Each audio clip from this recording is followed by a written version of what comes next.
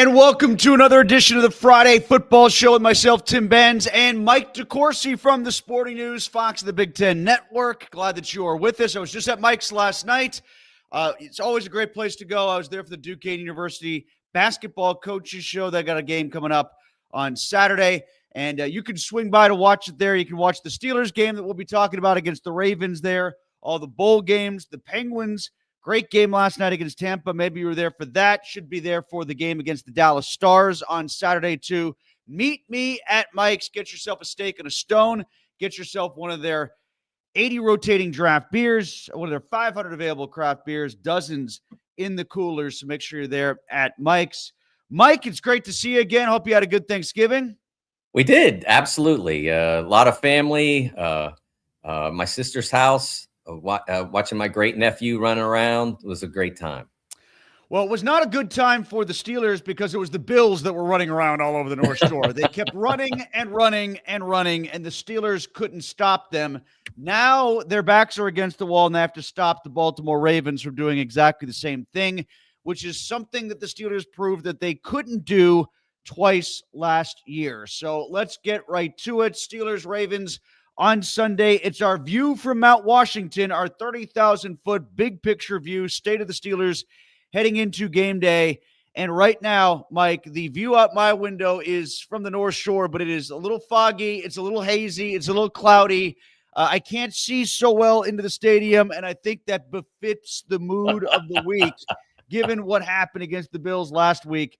What's your big picture take of the Steelers heading into this one against the Ravens? Well, I think that the foggy and gloomy also describes the Steelers secondary. The decision that was made, I think, basically during training camp to completely rearrange the secondary. It began, the process began with the decision to not sign Dante Jackson and instead go after Darius Slay. Darius Slay was signed a 1-year, $10 million contract and did so well on that contract that he was released this week.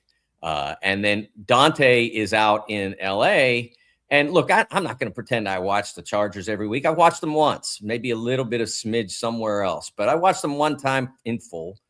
So I'm not going to say he's doing a great job. He's got 3 interceptions. He's still lining up for a team that's 8-4 and headed, at least for now, in the direction of the playoffs.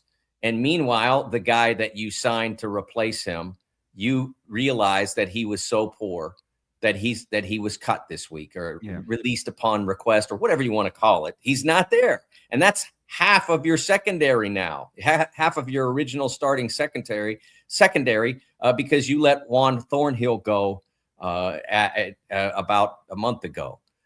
They made the decision to do what I said about corner and then the safety position during training camp to say, we can get by without one of the better free safeties because we're going to bring in one of the better cover corners.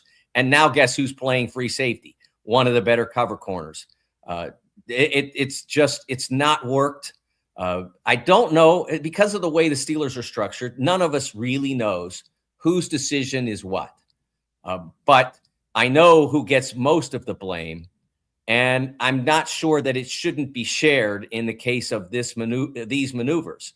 That the front office, again, we don't know. Mike said, I need to change the secondary, or Omar Khan said, you're going to deal with the changes, or they came and I don't think it's the latter. I think it's the former. But I don't think it is either. But certainly the front office has input in who is signed and who is pursued and the trades that are made and all of that. And I think that no one here is carrying any glory for the way they presented the secondary, because when they made the trade, it was like, wow. I mean, they really don't think safety matters anymore because they didn't have an answer there. It's obvious they didn't have an answer there. Juan Thornhill lasted 8-9 games. So it was clear they didn't have an answer, but they thought they could get by without it. It was a colossal, I used the word calamitous when we spoke on the Madden show on Wednesday. And I love that word to describe this, because I really think that the decisions that they've made relative to the defense generally and the secondary in particular have been calamitous.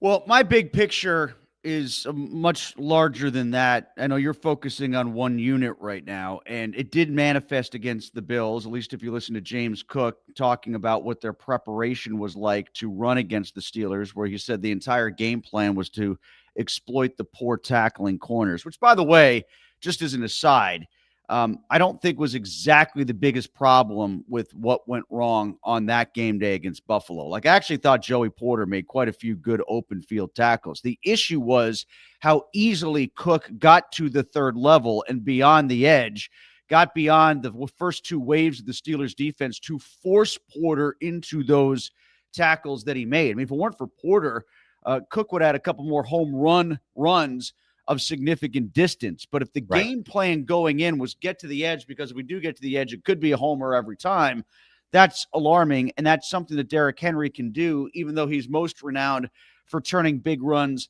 between the tackles into homers, because he just gets ahead of speed going and he can't be brought down. He can get to that corner too. He's that good. So it's something to look out for. But I'll digress for a second and go back to what I think is the bigger picture view of this. And I'm not even going to the huge picture, which is what everybody is talking about, which is the future of Mike Tomlin and the coaching position in Pittsburgh. I know what our questions are already for the end of the show. I've looked at them. I've loaded them up, and they're all Mike Tomlin related. So we'll get to those at the end of the show.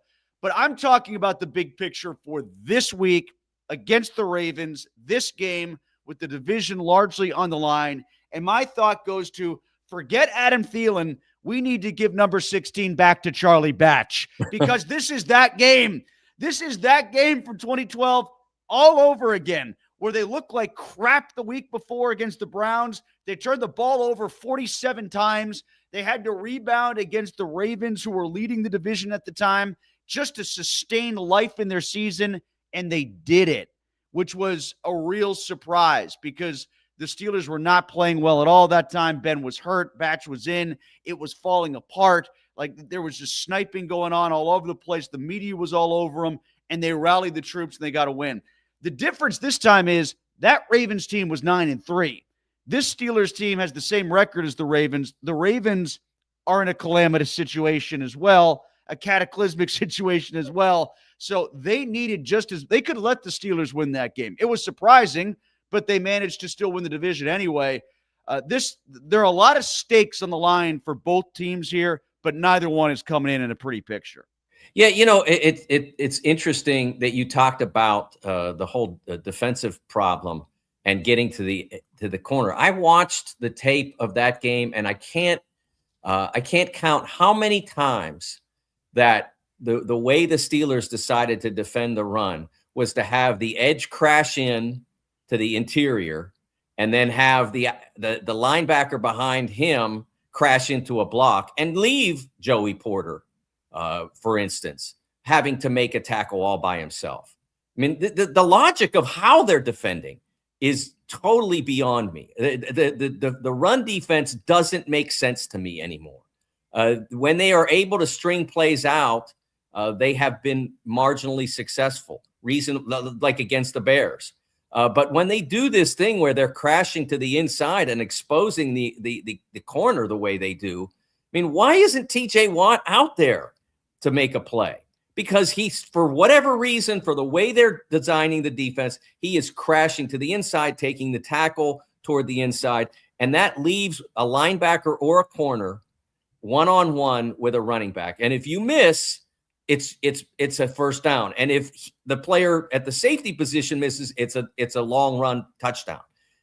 They are not involving enough defenders in the actual process of making the tackle, and they are not involving the defenders who are most qualified to make those tackles into the process. And that's really vexing. That's exactly what happened time and again against the Bills. And what's different about this defense than all the defenses that I can remember the Steelers playing for the last decade or so, give or take, has been the fact that in the past, when the opposition would come out and have success doing a particular thing or things in the first half, the adjustment would happen at halftime, and all of a sudden the offense isn't going anywhere. The opposing offense isn't going anywhere. and the Steelers make whatever moves they need to make on offense, just enough to either protect whatever lead they established or to gain a lead and secure it. Now they're going in reasonably good position at halftime, and then they're collapsing. They lose one more game 5 times this year already where they've had a halftime lead. If they lose one more time with a halftime lead, then it will be a franchise record. That's the thing that's really surprising to me, is that it doesn't seem like they're adjusting at all.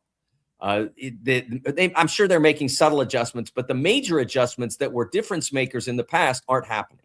Oh, I'll agree with that and I don't want to get too far down the rabbit hole on this because it's one of my keys that we're going to get to in just a second. But that third quarter of football against the Buffalo Bills on Sunday was the single worst 15 minutes of football I've seen the Steelers play since that 28-0 that they allowed the Browns to post in the first quarter of the COVID playoff game. Like, seriously, I'm not exaggerating. I believe it. It was every bit as bad as that. It was just more a matter of how the Bills bled them out as opposed to the huge blow-up plays that they had, like Pouncey snapping the ball over Ben's head on the very first play. So, at any rate, I did not want to make it sound like you can't comment now. We do have a lot of comments loaded up already, but I do want to see comments up there today from Steelers fans.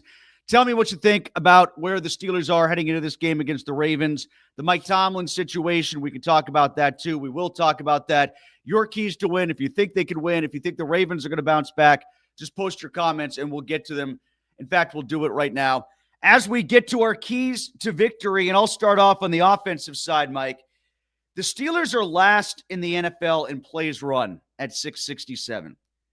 You got to realize how few snaps you have to play, and you got to get your best players the ball accordingly.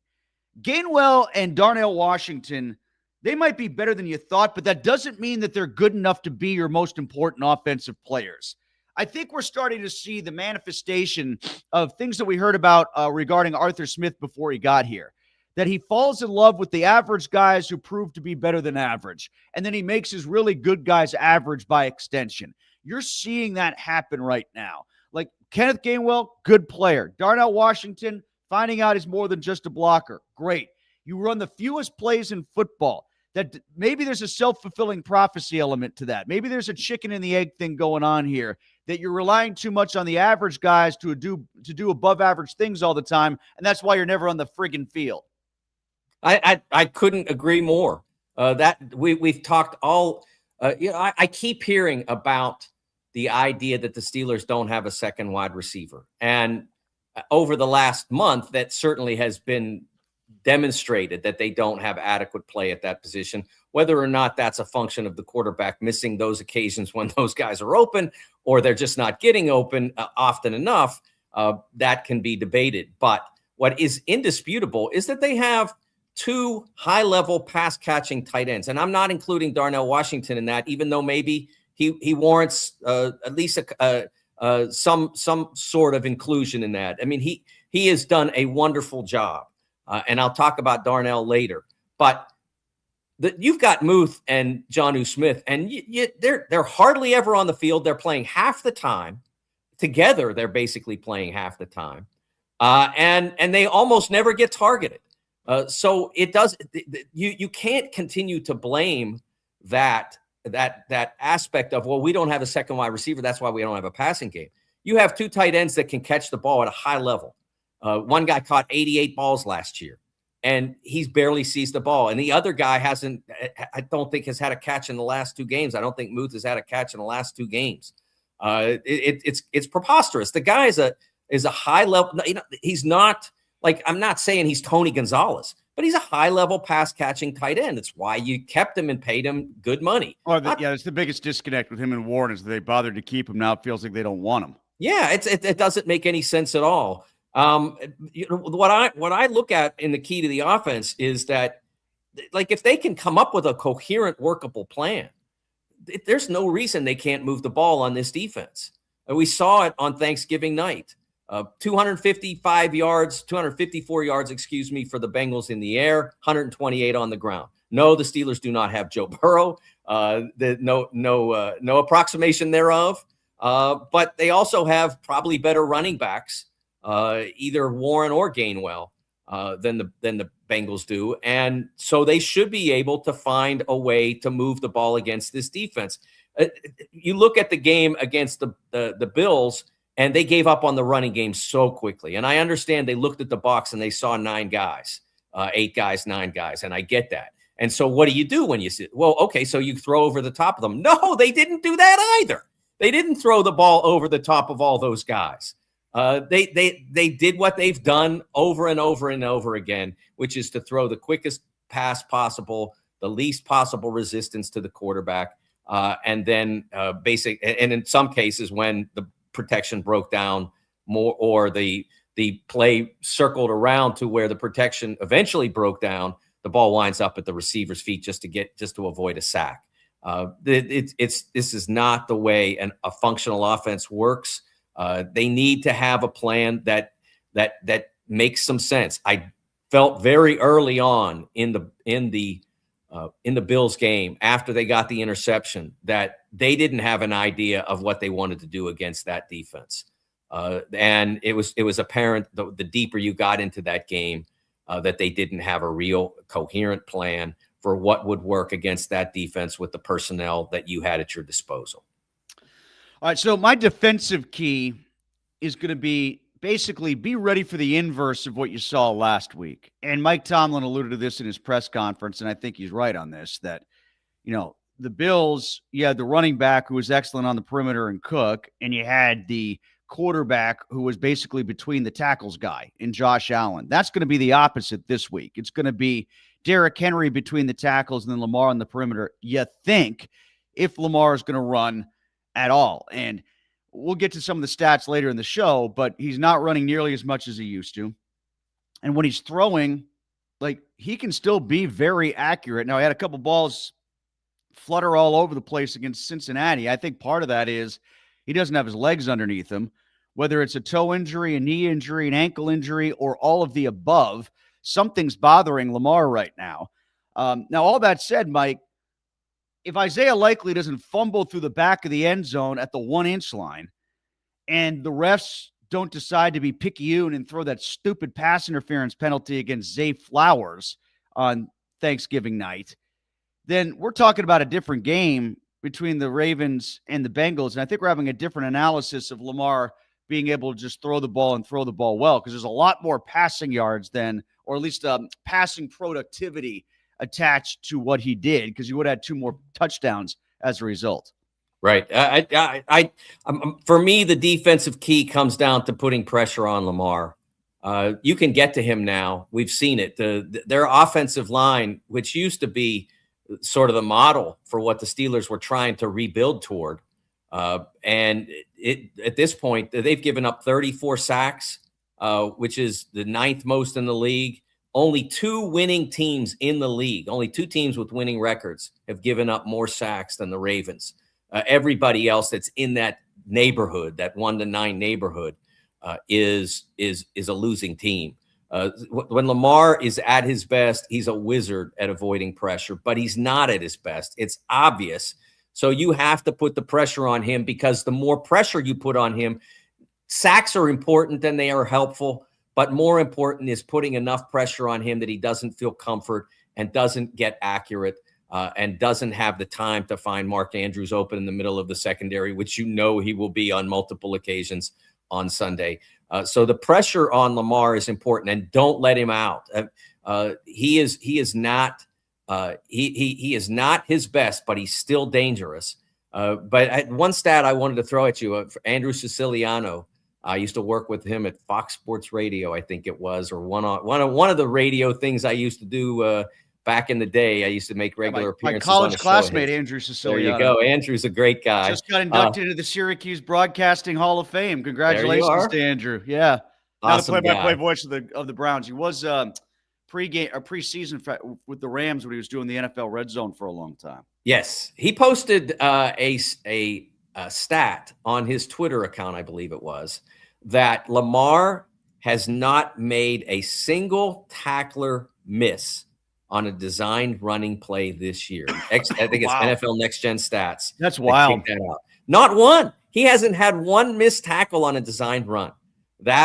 So that shows you that that although still dangerous and still you have to be aware that the Lamar Jackson you're facing on Sunday is not the one that shredded you in Baltimore last year twice at the end of last season. Well, actually, that dovetails right into my bonus key, which is be ready to adjust, because I'm sure they're going to go in with some game plan or another that is 1A Lamar, 1B Henry, or vice versa. But if you find out that Lamar does have it in his bag of tricks, that he's feeling better and he's running, be ready to adjust to that. Yes. If you find out that they're going to scrap the run, as they sometimes too frequently do in Baltimore, even when Henry seems to have it going, and maybe they did against Cincinnati last week, be ready for that and adjust to the pass. Or here's a wild one for the Steelers themselves coming out of the locker room where they've stunk in the third quarter, particularly on offense. Don't adjust. If you're running, keep running. Like, I don't know how many times, Mike, I feel like it's been 2-3 times already this year where Tomlin has talked to Evan Washburn or Tracy Wolfson coming out of the locker room. Oh, Sunday. We've got to establish the run. We got to get back to the run. We got to keep running. And then the first series is pass, punt. Or not always, Bills, Tim. Pass, strip sack, fumble, touchdown. That's what I was going to say. It's not always pass, because you got to get to the second passes. pass. That's the problem. This time it was play action, pass, scramble a little bit, miss an open receiver, then get sacked, fumble, touchdown. Sometimes it's not pass, right? But the intent was there to pass on first down, and I think you get my greater point. Oh, absolutely. I just wanted to make sure we got on the record that they came out directly after he said that, and with it making those things, those halftime interviews, I'm not a fan generally because the coaches tend to say so little. But when Mike said we got to establish the run, it was like, yeah, that makes sense. And then the first thing they do is the play action pass. Did they think Buffalo was listening and they were going to trick them? Because they didn't. My bonus key is somebody start to be a star. And this is how I'll explain this. One of our colleagues in the Pittsburgh media, Mark Cavalli, did a Twitter poll this week asking who was the Steelers' MVP. Let me guess. He voted for Mason Rudolph. And Mason, that's a good point. He loves Mace. Mason was not in the ballot. Parents don't love Mason as much as Cavalli does. That's a fact. His choices were Chris Boswell, Darnell Washington, Jalen Ramsey, and Aaron Rodgers. And the overwhelming winner was Boswell, which says a lot because, one, like Boz is an amazing kicker. I think all of us will acknowledge that. Tremendous. And he's having a good year. He just isn't being caught. Like a year ago, he won 2 games out of the first 8 or 9 where he kicked 6 field goals. Atlanta, Baltimore, 2 wins, no touchdowns, 12 Boz field goals. You want to name him MVP then, I'm with you. But this year, they're not even calling on him that much. They eschewed the opportunity to kick a field goal against the Bears that might have helped win the game. That's a 2-week-old argument. But he's just not been that involved. He's only on course to kick 27 field goals this year. That's not a lot. So how is he your MVP? Well, he's your MVP because nobody else is. I voted for Darnell Washington primarily because of the Cincinnati play where he knocked over 7 Bengals with stiff arms. But there's just no case for anybody. And I think that says a lot about where this team is. Well, I might vote for Aubrey as MVP of my fantasy team after last night and McPherson as MVP for my other fantasy team after last week with those kickers and the way they performed. All right, so those are our keys to the game. If you want to give us your thoughts on how the Steelers beat the Baltimore Ravens, if they beat the Baltimore Ravens, then go ahead and post them, and we'll get to some comments a little bit later on in the show. Time now for On the Other Sideline. It's a theme to preview this week's opponent, in this case for the first of 2 times against the Ravens. And I'm going to look at it from a Baltimore point of view for a second here, as we do at this time every show. And for them, it's an eraser game. You know, it's an eraser game. If you win this game, it goes a long way towards erasing last week's loss against the Bengals. If you lose it, it pretty much erases the scramble back that you had from 1-5. I mean, not entirely, but ostensibly. Now you've lost 2 division games in a row and one to the team that you're battling. You've lost it at home in the first half of the series against your North rival. Like it could erase a lot of woes that you found upon yourself after the loss to the Bengals, or it could erase a lot of the good that you did in the scramble back from 1-5. That's how I'm looking at it from a Baltimore perspective. Yeah, I think the Ravens are more desperate than people acknowledge. I think while they were making that comeback, there was the rush to anoint them as extraordinary. They're making this great move. Look, the Steelers have helped, obviously, with poor performance, with a desperately poor performance against Buffalo at home, and with a performance that just wasn't enough in a Chicago game they could have won. So they've helped close that gap on their end. But what else has helped, and I understand that the Ravens' schedule was relatively front-loaded, but that window that followed that difficult early stretch has been really comfortable, as comfortable at least as the NFL will provide. They've beaten one team in that stretch that has a winning record. In that stretch where they came back from 1-5, they beat one team with a winning record. That was the Bears. That was also when Huntley was playing quarterback before Lamar returned. One team with a winning record, and they've beaten one team with a winning record all year. The Bears win in that stretch that began that is the only winning team they've beaten all year. The combined record of their 6 victims is 27-45. 3 of their final 5 games are on the road. They have to play the Patriots and the Packers in addition to the 2 Steelers games. This is not a comfortable ride for Baltimore at this point. Obviously it does not look bright here, but it's maybe not bleak in Baltimore, but they've got problems. And so this game for them would be very consequential. If they can get it, as you mentioned, they can erase a lot of concerns that might go down that they might have going down the stretch. But even with it, they're going to have to find a way to either win here, to win in Cincinnati. It's not going to be an easy ride for them to the finish line. Well, that's a pretty good number, Mike. So why don't we just segue into our stat pack from there, because that's a good leaping off point. What's your stat of the week?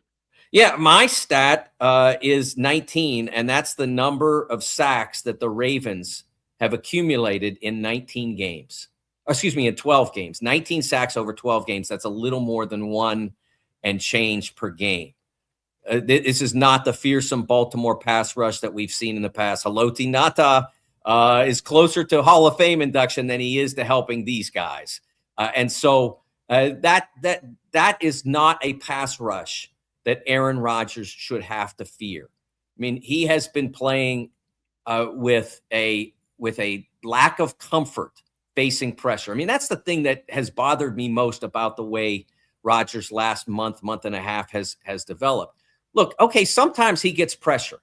Show me the NFL quarterback that's not facing pressure. It's what you deal Anybody with. who's going up against the Steelers. No, I mean, that's not even true. I mean, the Steelers put down Justin Herbert 5 times and still got smoked. So it's how you deal with the pressure, Tim. Yeah, but I mean, I hear you, but I do think that the Steelers are living on some reputation when it comes to their pass rush as well. Like, for instance, last week, you could say, well, how are they supposed to sack Josh Allen? They only threw the ball 23 times. Well, sack him twice in the first 23. Houston managed to get him down 8 times. Yes. You think the Bills went into that game saying, hey, you know what we're going to do? We're going to throw the ball a lot. No, they wanted to run as well, but Houston, the opportunities that they had to sack them early, they did, and they created negativity, and it sort of fed on itself. The Steelers, I think their pass rush is up and down, just like their turnover numbers are up and down. And sure. One hand washes another. Like, yeah, their pass rush was great against Indy. Their pass rush was great against Dylan Gabriel. Their pass rush was good even in a loss against Los Angeles, like you said. But, you know, there have been other times where it's been completely non-existent. Like, they had 1 quarterback hit in 23 dropbacks. Like, you got to do better than that. Oh, yeah. I'm not defending their pass rush. I'm making the point that every successful NFL quarterback is dealing with pressure, and sometimes more, and sometimes in some games more than they want. I'm sure Justin Herbert didn't want to go down 5 times in the Steelers game, but it's what you do when you face pressure. And that's the thing that's bothersome to me, is that Aaron Rodgers either can't or won't adjust when he faces pressure. If it's can't, then they shouldn't have signed him in the first place, and he shouldn't have tried to squeeze another year out of his ability. If it's won't, that's on him. So my point is that they're going up against a pass rush in the Baltimore Ravens that should not be a significant factor in the game. Now, if you do have a backup left tackle playing, so that could cause some problems. Oh, I've heard that one before. Well, I mean that could be a problem. I can't say it wasn't a huge problem on Sunday. No. I mean, like the other way around. Like, whenever we hear that the other team has a backup left tackle or a backup, TJ's going to eat. Then it turns out to be exactly the opposite, because the other team loads up and prevents like chips and extra tight ends, and it sort of becomes a self-defeating element at that point. Like, one of the Steelers' weaknesses in their pass rush is that when teams load up on TJ. And send 2 to 3 guys at him, well, they don't slip in anybody behind those 2 to 3 guys to deal with it.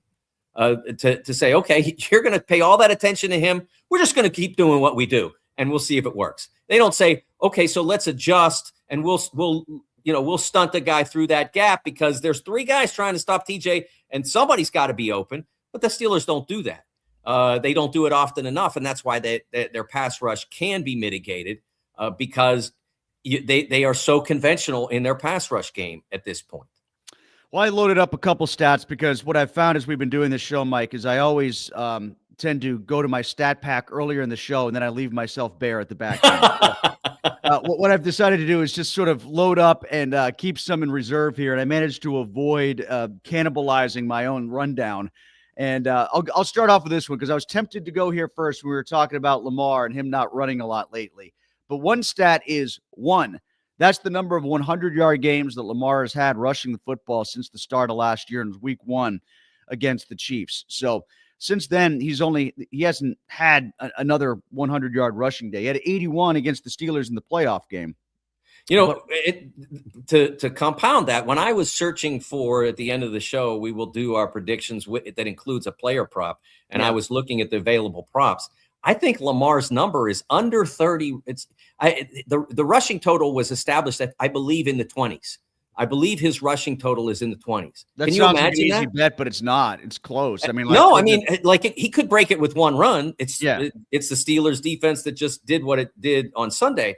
But the point I'm making, to amplify your point, is that in the past, you would expect to see that number. And I was not like I studied Ravens player prop trends, but I'm just saying that it's an inconceivably low number of rushing yards that would be the over-under for a player with Lamar Jackson's past.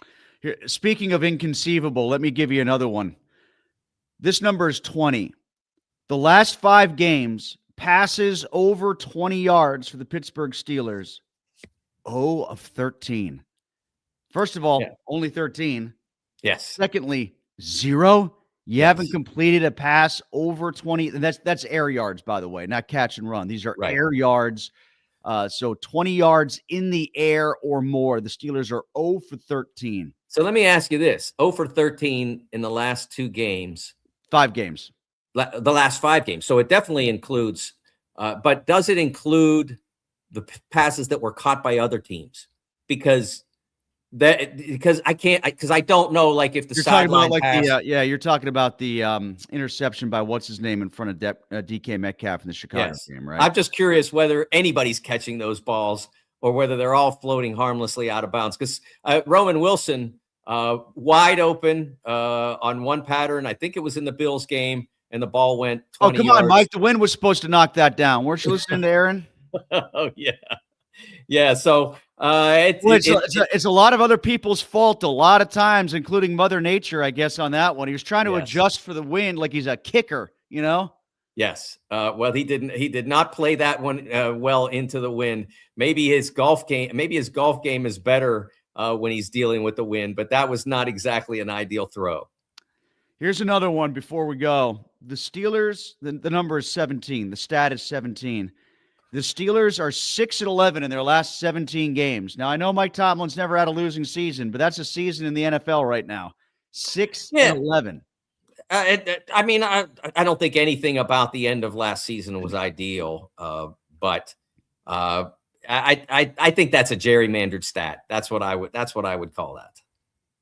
I don't know. I mean, like, yes. I mean, if you want to represent it as a full season, which I'm doing to try to underscore a point of where I think Tomlin is in his coaching tenure, yeah, it's gerrymandered. It's not the same team. The team that went. No, but a lot of the problems are the same, though, Mike. I mean, like, we're still talking about. Other than the rushing defense against the Ravens, the second game in particular, the playoff game, comparative to the Bills game, yeah, I mean, they had rushing defense problems in both of those games. But quarterback play is like last year. Oh, remember last year it was using the middle of the field, lack of receiver production. There's only short and long. That was what one of the opponents said last year. Well, now there's only short. I mean, there's not a similarity. If you could get Aaron Rodgers to complete a pass like Russell Wilson did to Mike Williams in the Washington game, if you could just get him to do one of those, you'd have at least one more win. You'd be 7-5, and you'd be in command of the division. Well, so maybe they'll be able to do that with whoever's filling in for Wiggins. If Wiggins doesn't play for Baltimore, that could be a loss for them. I mean, they won't let. I mean, we saw it when Mason started the Bears game. They won't let anybody throw that ball anymore. Mason, almost all intermediate stuff, mostly short, and all to the sidelines. Yeah, there are some similarities to what happened a year ago, but I could take through those 17 games. I mean, the Cincinnati 2 game last year, when they ran the ball on 11 out of 12 first downs outside of the late comeback periods at the end of each half. That hasn't happened since. It's now like you were begging for 11 out of 12 first downs against the Bills because they can't stop the run, and they didn't do that. So that I just don't think there's a cohesion there in the two. I think it's more than just the run defense issues that have bled over. Like I said, still no threat at wide receiver 2, not enough use of the middle of the field, a pass rush that's spotty and inconsistent, a defense that's overly reliant on turnovers or nothing. I think these are all things that have carried over from last year, and maybe even going back the year before that. Failure to even come close to running as many plays as your opposing team does. That's something that's been a problem for them for a while, going back to the start of the Canada era.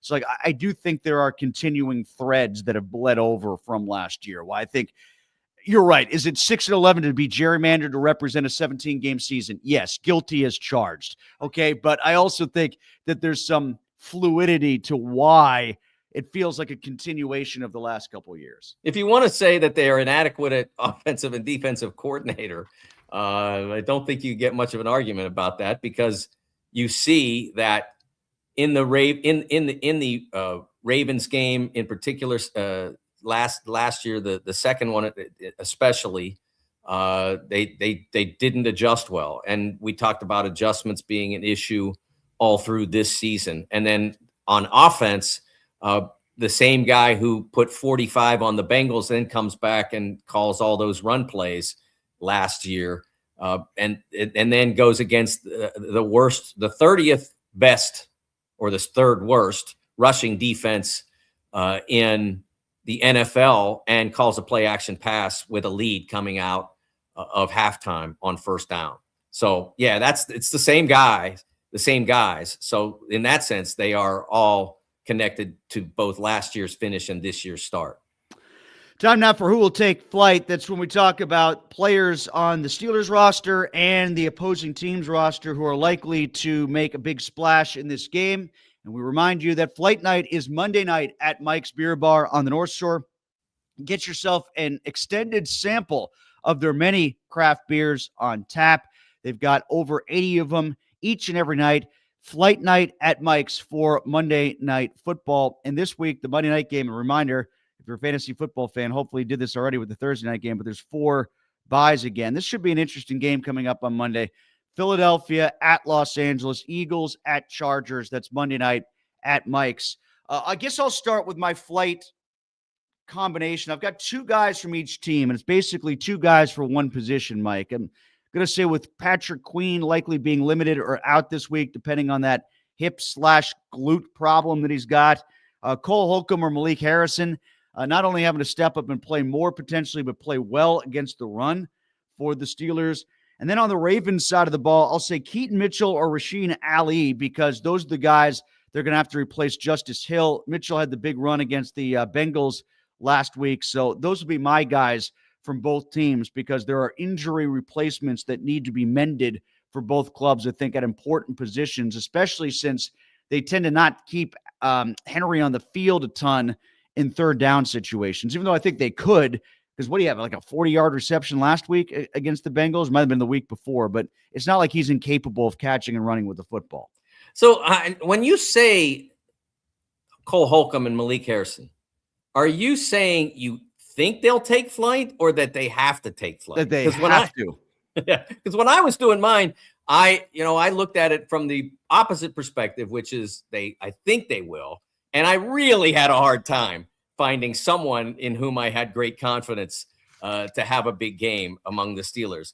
But the one guy that I think has consistently played well in the snaps allotted to him over the past several games has been Nick Herbig. He had 6 TFLs and 2 sacks in the last 4 games. You can't argue with what he's been able to produce, the havoc he's been able to create. I'm sure he's not been perfect. No one on that defense has been. But I had to come up with somebody that I believed in at this point. And there aren't very many more than him that I do, especially on the defensive side of the ball. And then the Ravens, Mark Andrews was an easy call for me because he always takes flight against the Steelers. He's like a literal Raven when he plays. Harder to fly when you got $27 million again in your pockets for one more I can't believe they signed him to an extension. Like, why do they need to do that? I don't know what it was that led them to do that. I mean, when especially you they got likely. I mean, like, you can find another head for a 2-headed monster tight end. The Steelers got plus 4 of them. You they don't sign use somebody. When the Steelers do their not in season thing, it's a smart technique because you could sign Mark Andrews today for $27 million, and you still got to go navigate 6, 7, 8 games in which he could get an injury that would obliterate what the signing he just made. So don't necessarily agree with that. But I do think that he is a likely player. Oh boy, that was a bad pun.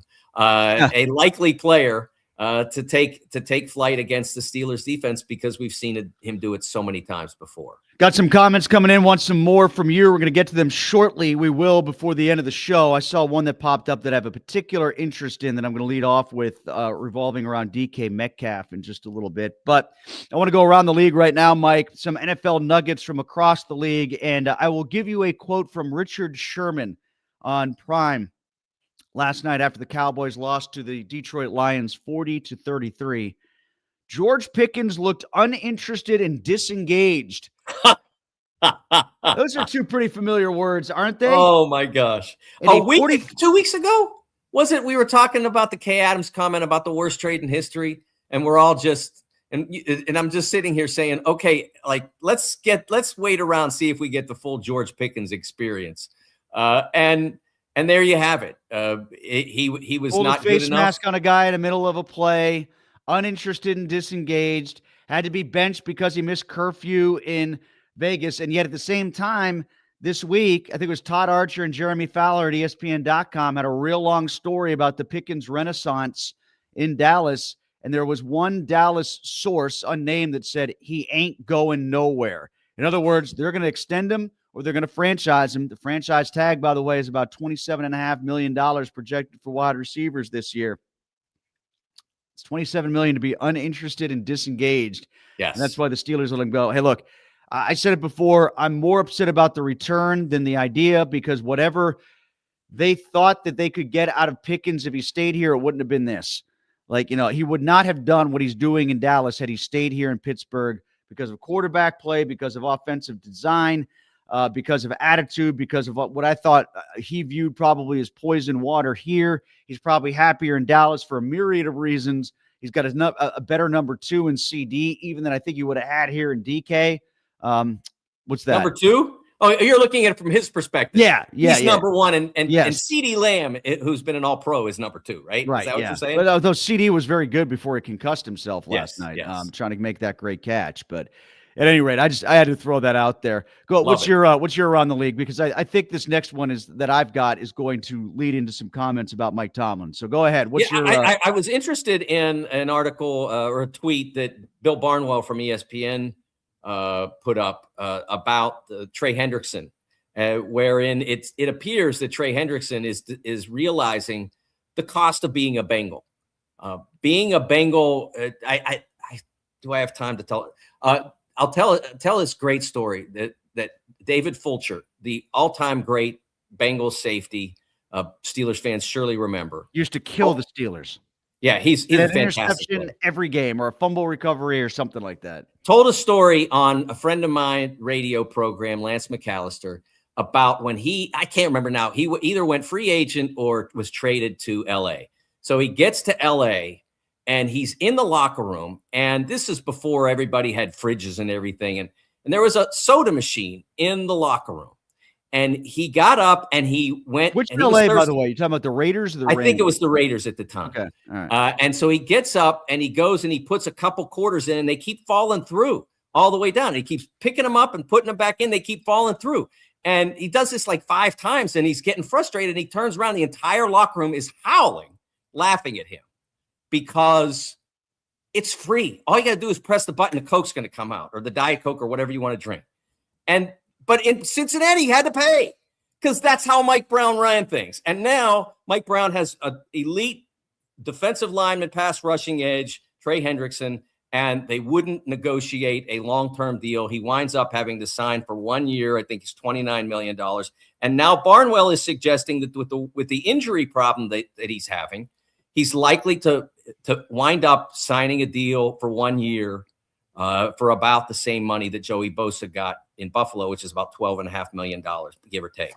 And so it just sort of said a lot to me about where the Bengals are, why they are where they are, and how things haven't changed that much in the last 30 years or so in Cincinnati.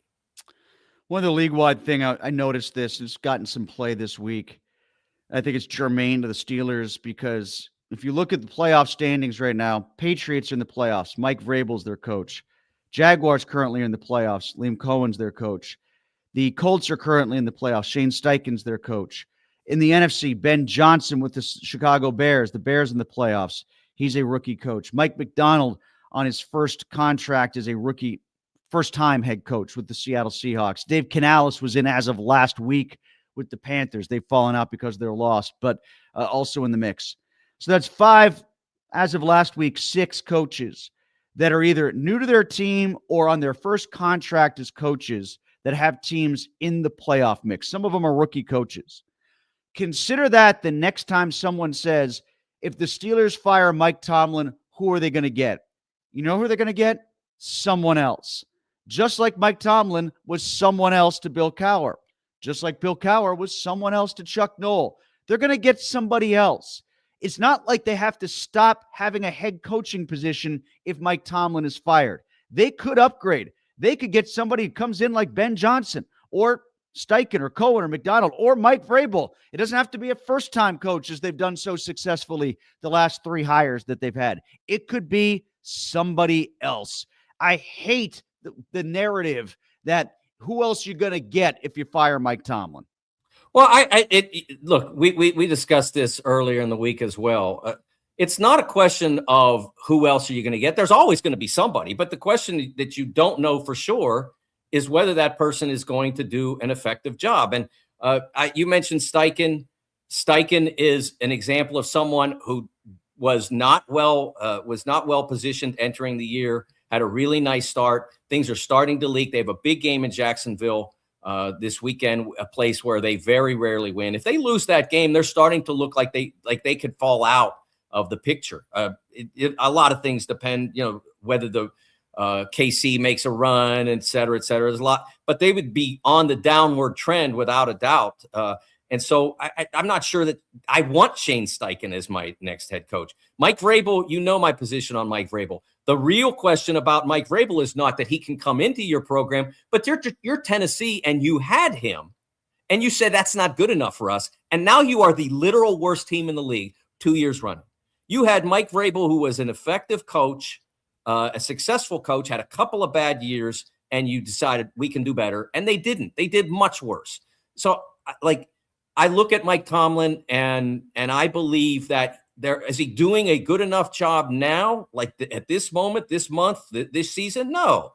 But people have bad years. That doesn't necessarily mean you have to make a change at the most difficult position to get right. Well, you're saying you don't know what the next guy's going to bring. I feel like we do know what Tomlin's going to bring, and it's going to be 9-8 and not winning a playoff game. There's 8 years of evidence to suggest that, and there's 12 out of the last 14 to suggest he's not going to win a playoff game. And you want to talk about Vrabel. Obviously, the X factor there is he goes to a team that had already in place a quarterback who's really on the upward trajectory that looks like it could be a franchise guy. That's a big variable that Vrabel is able to exploit.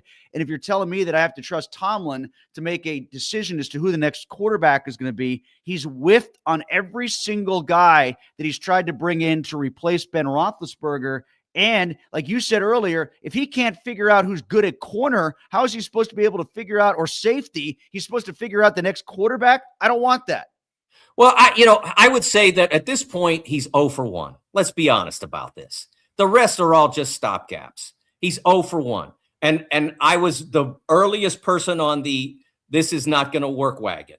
When I don't think Trubisky was hired to be a one-year guy. Like, yeah, he was hired to be a transition player for Kenny. Like they weren't sure that they were going to get Kenny at that point. They thought they might. But I realized that, but no, like they like Mitch Trubisky failed where he was, and then he was a backup in Buffalo, and they thought maybe there's something there. But it's not like they invested big in him, like gave him $100 million or anything.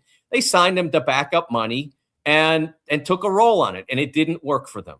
And so they are 0 for 1, and it was predictably 0 for 1. They tried to invent Kenny Pickett.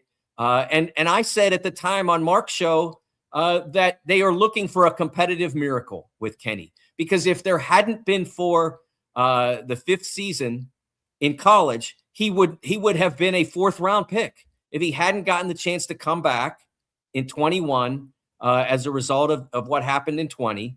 He would have been a 4th or 5th round pick at best, and he would have been somebody's career backup. But because he had a great year because of the extra year, that they thought, oh, there's something there. Well, there wasn't. Clearly wasn't. But other than that, my point about the quarterbacks is, who else that's a head coach in the NFL is going 9-8, 10-7, 10-7 with this collection of quarterbacks? Nobody would have done that. But it's also his decision, though. I mean, like, he's the guy.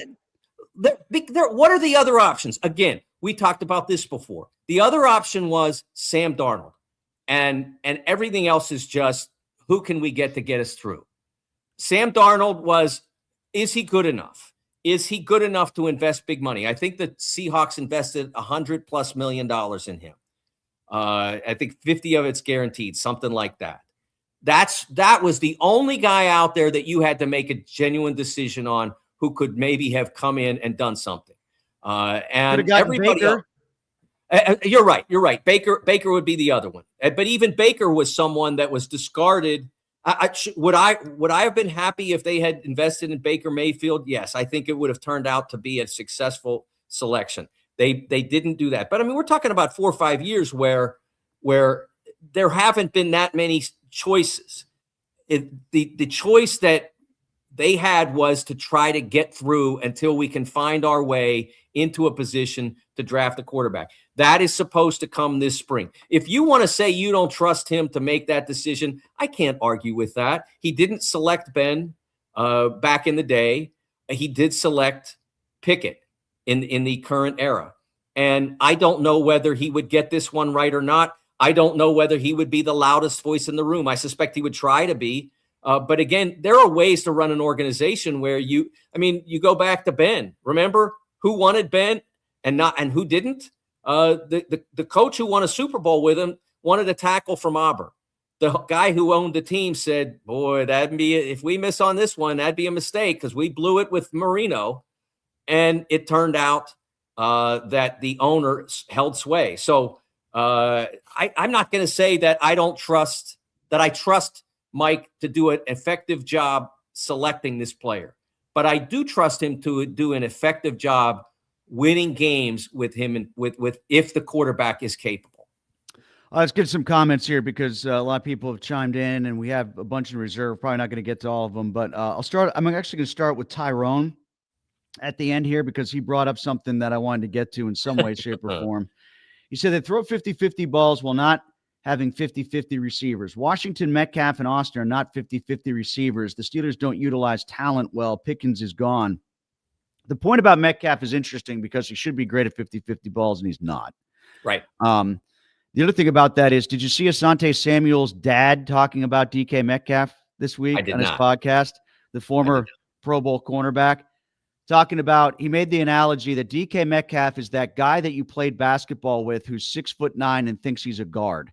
He couldn't possibly be more right. That he's a big, strong, physical wide receiver that wants to juke you at the line of scrimmage and not blow you away at the line of scrimmage when he absolutely could. And I used to play basketball with that guy, whoever that guy was on that given day, all the time. Mike, they say that youth is wasted on the young. I say that height is wasted on the tall. I hated it being the smallest guy in the basketball court all the time and getting when it's time to pick up teams. I always took the biggest guy, and he's the one out there shooting threes. No, I'm supposed to miss the threes. You're supposed to rebound my misses and put them back so we can keep playing. That's how it's supposed to work. And basically, he said that that's who Metcalf is, and I think he's right. 100%. The comment, that's as good a comment as we've gotten so far in doing this show. He's 100% right. Tyrone, wherever you are. Let me get to Pete, who says they might win if Henry gets the flu and gives it to Lamar and neither can play. I think you're getting a watered down version of Lamar as it is. And maybe there is something to what I said before about the backs, Justice Hill being out. Maybe they use Henry a little bit too much and he gets tired. I don't know. But you know, the gravitational pull of Steelers Ravens. They can't separate from one another. They're two celestial bodies that just get brought together by their orbital force. So this will be a 1917 game like it always is. I don't think that the Steelers' problem necessarily is the current Lamar and the current running game of the Ravens. I think the Steelers' significant problem is them. We have met the enemy and it is us. And unless they resolve that problem, it really doesn't matter that much who's on the opposing side, as was shown with the Chicago linebackers. This basically what you just said is kind of along the lines of what Donnie says here. I don't see how they come out of this spiral. The leaders aren't leaders and the coaching is just bad, and that leads to quitting on the field.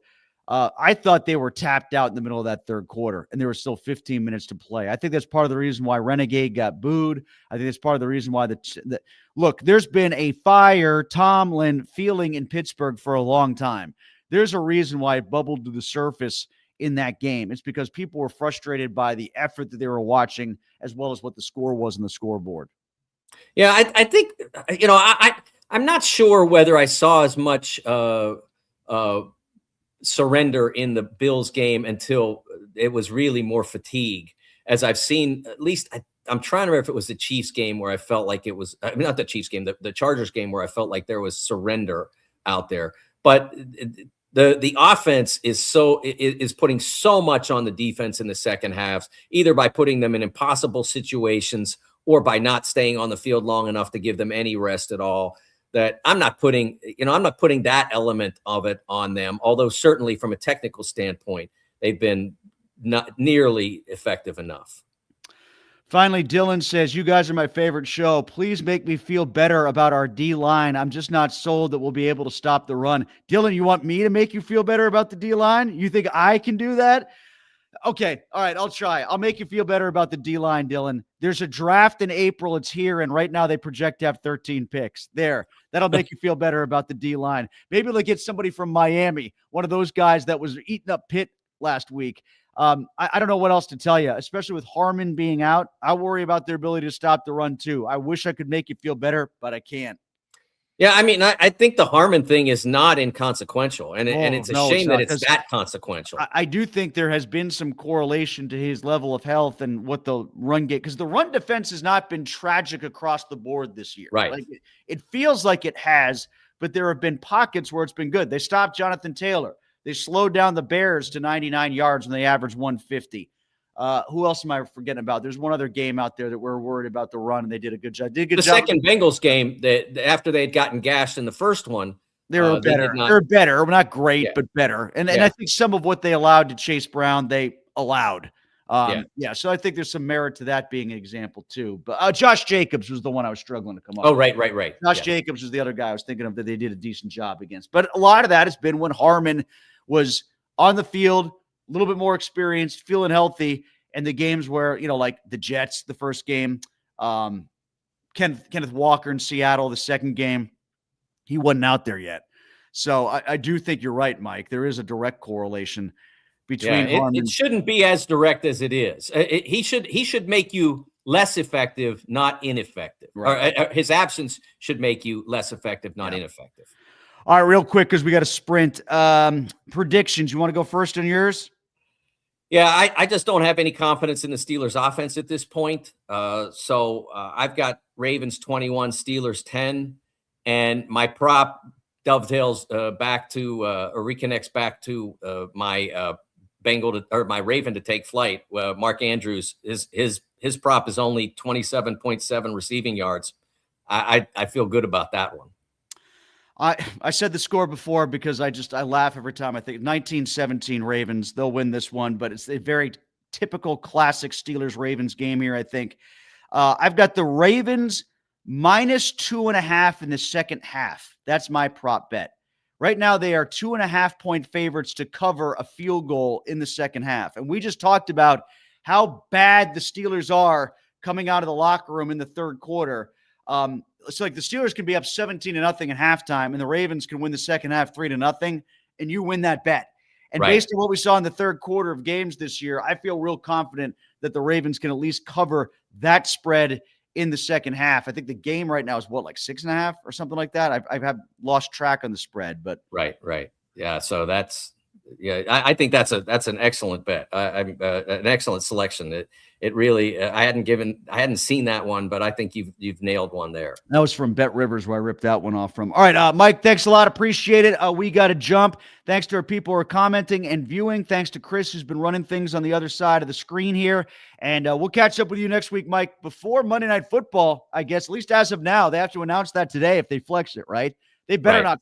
That's going to be a disaster if they flex that because it's their Hall of Fame weekend. So they got all the alumni coming back. So wow. So I don't think they will, but we'll see. We'll see. I don't know what the latest is on that front, but we will be back on Friday regardless, even though it's a Monday night. Yes, because they're definitely not going to flex it to Thursday. So we'll be good. All right. We'll talk to you next week. Go to Mike's Beer Bar in the North Shore. Meet me at Mike's.